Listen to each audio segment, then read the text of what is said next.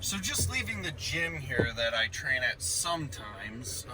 It's a gym that's a little closer to where I live versus the one I'm currently training my clients at, which is a little further.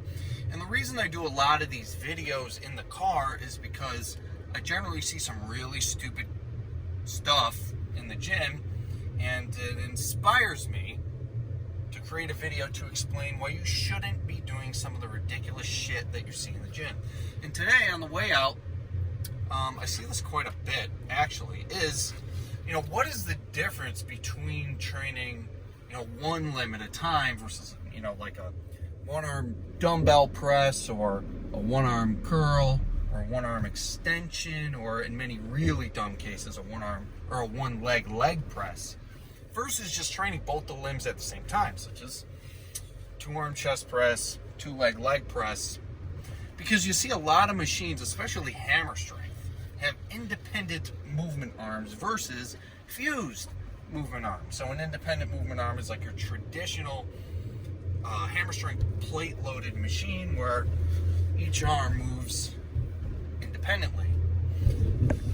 So when people see these machines, they generally use the machine by training one limb at a time. This is not the way the machine was designed to be used. Just because the movement arms, just because the machine comes equipped with independent movement arms, does not mean you're supposed to be using the machine training one limb at a time or one leg at a time. I see this all the time. And I see a lot of the times with the pulling movements, people get in the pull down or the row and train one limb at a time just because they're independent movement arms. This is wrong. What's the difference between training both limbs at a time or one limb at a time? Well, the difference is training one limb at a time is less effective, less time efficient, and in many cases can result in uneven loading of things like the shoulders and the pelvis. It can result in development of a muscular and a strength imbalance.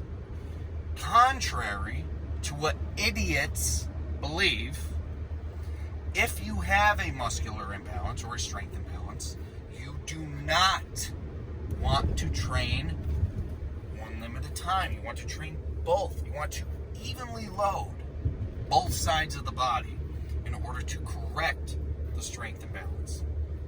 A lot of physical therapists who don't know any better, a lot of personal trainers who are complete morons, and a lot of self-proclaimed fitness gurus who just go to the gym a lot and think they know something because of that, will advocate for training the weaker body part or the imbalanced body part by itself.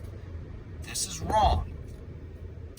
Training both sides of the body at the same time is vastly superior to training just one limb at a time. And just because a machine allows for you to train one limb at a time does not mean you should be, especially with these plate-loaded hammer strength machines. There's no benefit to training one limb at a time. All it's going to do is unevenly load spine, pelvis, structures in the shoulder, which could result in an injury or an imbalance. And it's just going to take longer to train the targeted muscle group. Why would you train one arm when you could train them both at the same time? It's kind of like washing the left side of your car, drying it, and then washing the right side of your car and drying it. Now, we would agree that that is insane.